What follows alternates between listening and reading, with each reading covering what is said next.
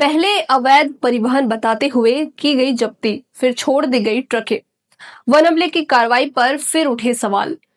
कोंडागांव जिले में अवैध लकड़ी परिवहन का मामला एक बार फिर सुर्खियों में है। वन विभाग के अधिकारियों द्वारा कुछ दिन पूर्व कच्चे लकड़ियों के अवैध कटाई और परिवहन के मामले में 4 अधिकारियों को निलंबित किए जाने के बाद भी हालात में कोई सुधार नहीं दिख रहा।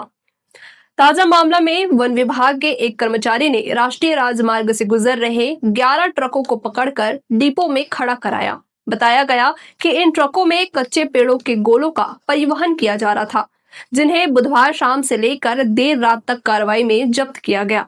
हालांकि आश्चर्यजनक रूप से गुरुवार शाम होते ही इन ट्रकों को छोड़ दिया गया। अब बड़ा सवाल यह है कि इन्हें किन धाराओं के तहत जब्त किया गया और किन नियमों के तहत छोड़ दिया गया। क्या विभागीय स्तर पर उचित प्रक्रिया का पालन किया गया या फिर किसी दबाव के चलते यह कार्रवाई रद्द की गई।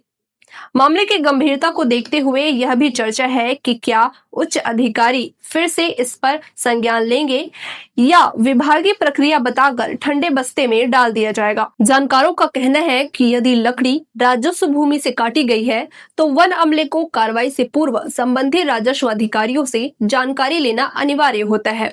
साथ ही भौतिक सत्यापन भी आवश्यक है, जिससे यह स्पष्ट हो सके कि पेड़ जंगल से काटे गए हैं या निजी भूमि से।